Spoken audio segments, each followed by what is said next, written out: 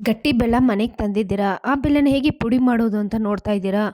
ಖಂಡಿತವಾಗಿ ಈ ವಿಡಿಯೋನ ಕೊನೆ ತನಕ ನೋಡಿ ಬೆಲ್ಲನ ಹೇಗೆ ಈಸಿಯಾಗಿ ಪುಡಿ ಮಾಡ್ಬೋದು ಅಂತ ಈ ವಿಡಿಯೋದಲ್ಲಿ ನಾನು ನಿಮಗೆ ತೋರಿಸ್ಕೊಡ್ತಾ ಇದ್ದೀನಿ. ನಮಸ್ಕಾರ ಸ್ನೇಹಿತರೆ, welcome back to my YouTube channel.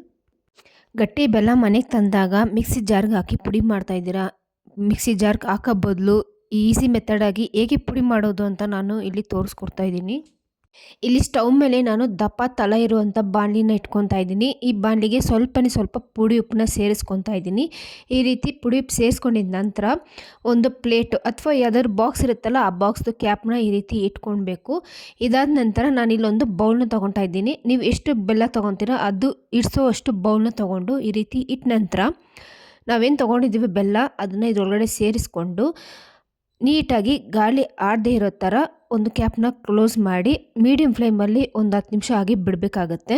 ಇದಾದ ನಂತರ ಒಂದು 10 ನಿಮಿಷ ಅದರಲ್ಲಿ ತಣ್ಣಗಾಗೋವರೆಗೂ ಬಿಡಬೇಕಾಗತ್ತೆ. ಈ ರೀತಿ ಬಿಟ್ಟಾದ ನಂತರ ಓಪನ್ ಮಾಡಿ ಮತ್ತೆ ಇದನ್ನು ಹೊರಗಡೆ ತೆಗಿತಾ ಇದ್ದೀವಿ. ಬೆಲ್ಲನ ನಾವೇನು ಬಿಸಿ ಮಾಡ್ಕೊಂಡಿದ್ವಿ ಅದನ್ನು ಈ ರೀತಿ ಹೊರಗಡೆ ತೆಕ್ಕೊಂಡು ಇದನ್ನು ನೀಟಾಗಿ ಒಂದು ದೊಡ್ಡ ಪ್ಲೇಟ್ಗೆ ಹಾಕ್ಕೊಂಡು ಇವಾಗ ನಾವು ಚಾಕು ಸಹಾಯದಿಂದ ನೀಟಾಗಿ ಹೆಂಗೆ ಬೇಕೋ ಹಂಗೆ ನಾವು ಕಟ್ ಮಾಡ್ಕೊಬೋದು. ಬೆಲ್ಲ ಹಬೆ ಇರುತ್ತಲ್ಲ, ನಾವು ಬೇಯಿಸಿರೋದ್ರಿಂದ ಹಬೆ ಇರುತ್ತೆ. ಬಿಸಿ ಇರುವಾಗಲೇ ನಾವು ಯಾವ ರೀತಿ ಬೇಕೋ ಆ ರೀತಿ ಕಟ್ ಮಾಡ್ಕೊಬೋದು.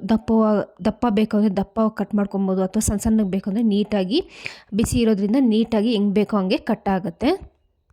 ಬೆಲ್ಲನ ಈ ರೀತಿ ಒಂದು 15 ನಿಮಿಷ ನೀವು ಹಬೆಯಲ್ಲಿ ಬೇಯಿಸ್ಕೊಂಡು ತಗೊಂಡು ನೀವು ಎಷ್ಟೇ ಕೆಜಿ ಇರ್ಬೋದು ಬಿಡಿ, 1 ಕೆಜಿ ಅಥವಾ 2 ಕೆಜಿ ಈ ರೀತಿ ಈಸಿಯಾಗಿ ನೀವು ಪುಡಿ ಮಾಡಿಕೊಂಡು ಯೂಸ್ ಮಾಡ್ಕೊಬೋದು. ತಕ್ಷಣಕ್ಕೆ ನಾವು ಬೆಲ್ಲನ ಪುಡಿ ಮಾಡಬೇಕು, ನಾವು ಮಿಕ್ಸಿಗೆ ಹಾಕ್ಕೊಳ್ಬೇಕು ಅಂತ ಆ ರೀತಿ ಜಂಜಾಟ ಇರೋದಿಲ್ಲ. ಈ ರೀತಿಯಾಗಿ ನೀವು 10 ನಿಮಿಷ ಹಬೆಯಲ್ಲಿ ಬೇಯಿಸ್ಕೊಂಡು ಬೆಲ್ಲನ ಈ ರೀತಿ ಈಸಿಯಾಗಿ ಪುಡಿ ಮಾಡ್ಕೊಬೋದು. ಸೊ ನಾವು ಯಾವತ್ತಾದರೂ ಬೆಲ್ಲ ತಂದಾಗ ಈಸಿಯಾಗಿ ನಾವು ಪುಡಿ ಮಾಡ್ಕೊಬೋದು ಅಂತಂದರೆ ಈ ರೀತಿ ನೀವು ಈ ಮೆಥಡ್ನ ಟ್ರೈ ಮಾಡಿ. ತುಂಬಾ ಈಸಿಯಾಗಿ ಬೆಲ್ಲನ ಪುಡಿ ಮಾಡ್ಬೋದು, ಹಾಗೆ ಟೈಮ್ ಕೂಡ ತುಂಬ ಸೇವ್ ಆಗುತ್ತೆ.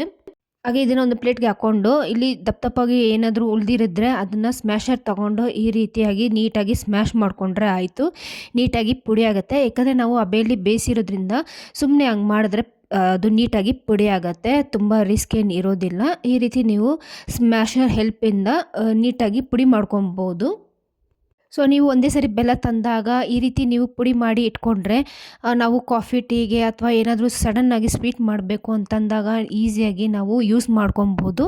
ಒಮ್ಮೆ ಈ ರೀತಿ ಈ ಮೆಥಡಲ್ಲಿ ಟ್ರೈ ಮಾಡಿ ಬೆಲ್ಲ ಪುಡಿನ ನೀವು ರೆಡಿ ಮಾಡಿ ಇಟ್ಕೊಂಡ್ರೆ ತಕ್ಷಣಕ್ಕೆ ಯಾವ್ದು ಬೇಕು ಅದಕ್ಕೆ ಎಲ್ಲ ನಾವು ಯೂಸ್ ಮಾಡ್ಕೊಬೋದು. ನೋಡಿ, ನಾವು ಸ್ಪೂನಲ್ಲಿ ತೋರಿಸ್ತಾ ಇದ್ದೀನಿ ಎಷ್ಟು ನೀಟಾಗಿ ಪುಡಿಯಾಗಿದೆಯಲ್ಲ. ಈ ರೀತಿ ನೀವು ಪುಡಿ ಮಾಡಿ ಇಟ್ಕೊಂಡ್ರೆ ತಕ್ಷಣಕ್ಕೆ ಮಕ್ಕಳಿಗೆ ಹಾಲು ಹಾಕ್ಕೊಡ್ಬೇಕಾದ್ರೆ ಹಾಲಿಗೆ ಅಥವಾ ದೊಡ್ಡವ್ರಿಗೆ ಕಾಫಿ ಟೀಗೆಲ್ಲ ಯೂಸ್ ಆಗುತ್ತೆ. ಹಾಗೆ ಸಡನ್ನಾಗಿ ನಾವೇನೋ ಸ್ವೀಟ್ಸ್ ಮಾಡ್ಬೋದು ಅಂದರೆ ತುಂಬ ಯೂಸ್ ಆಗುತ್ತೆ. ಈ ಮೆಥಡ್ನ ಒಂದು ಸತಿ ಟ್ರೈ ಮಾಡಿ ನೋಡಿ.